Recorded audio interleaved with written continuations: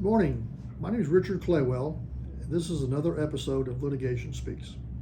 Today I want to talk to you about questions that we receive on how different valuation issues work. And one of those questions is, why does it take so long to do a business valuation? There are numerous answers to that question. Some of them are simple, some of them are complex. But what I want to do is give you a basic overview today. In future episodes, we will talk about these items that create a lot of extra time that really is unnecessary, but the client's records a lot of times don't support what it is that they're telling us that they have. So one of the first things I want to talk about is, what is it that we have to do? There's a revenue ruling put out by the Internal Revenue Service, and it's Revenue Ruling 59-60. That means it was put out in 1959, and its numerical sequence, number 60. That is the holy grail for doing business valuations all over the world. Saying that, I'm chairman of an international business valuation group, and we train people all over the world on how to do business valuations. When we've gone to other developed countries, for example, Germany, they have their own Revenue Ruling 5960. And I remember being at a conference, it was an English-speaking conference, and they don't have very many of those. There was some PhD from Munich. We were actually in Frankfurt, and he was talking about fair market value. The issue was, he went through all the steps and procedures that you would do to get to fair market value.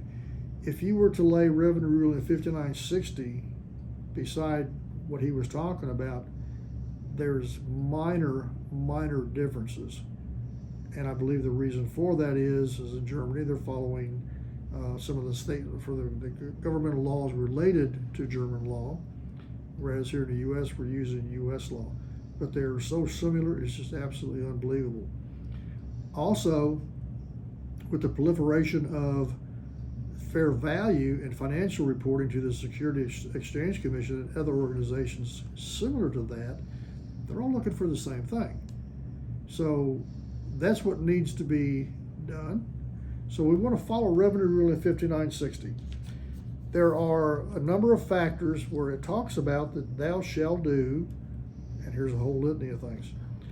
But there are 8 primary factors that Revenue Ruling 5960 states that we should consider when we do a business valuation. So I've got a little cheat sheet here. I want to make sure I don't forget one of these, is what needs to be done from these factors. And again, there's additional information included in Revenue Ruling 5960.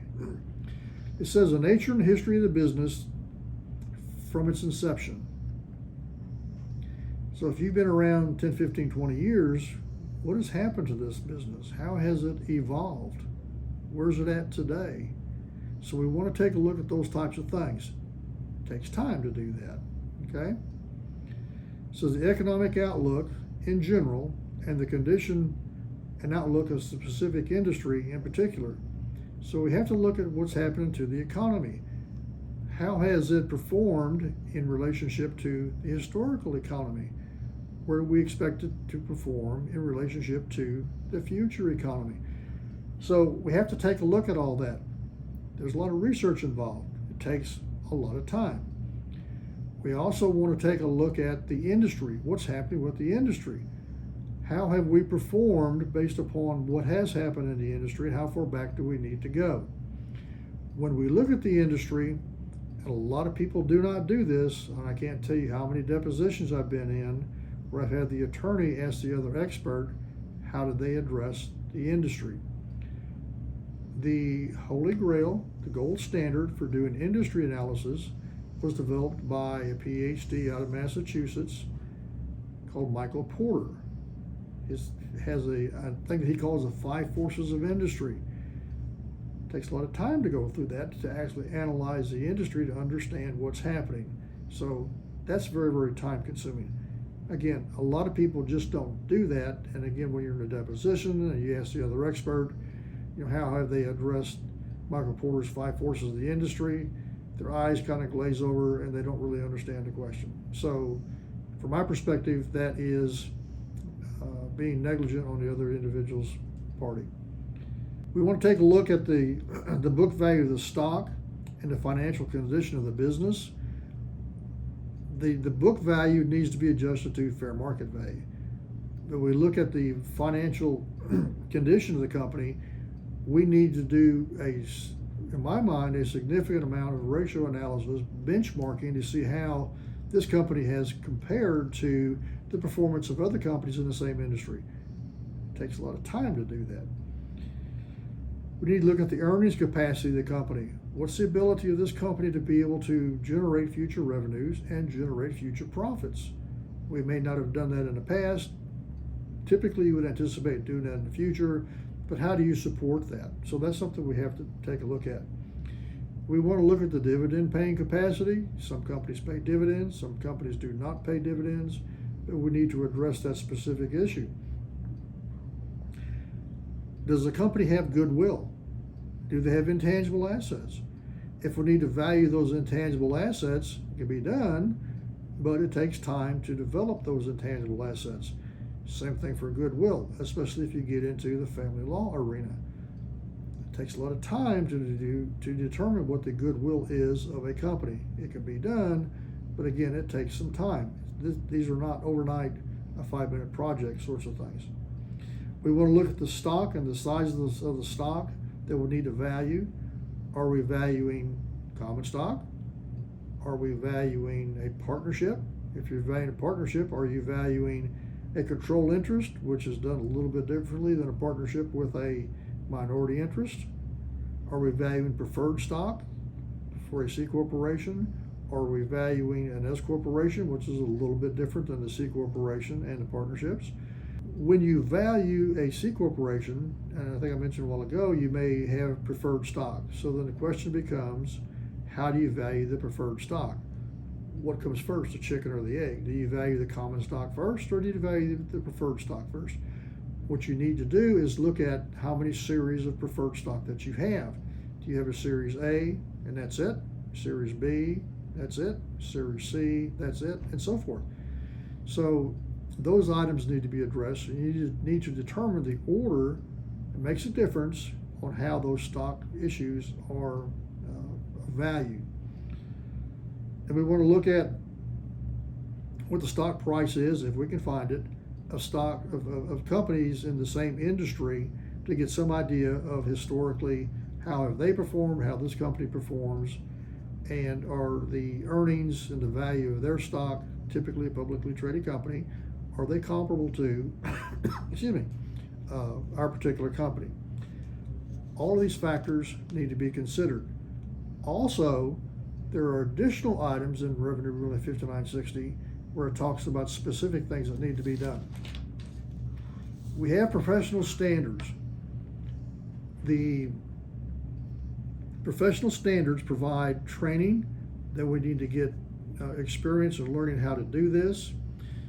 You need to take a look at the various organizations that are out there and see what sort of experience requirement that they have.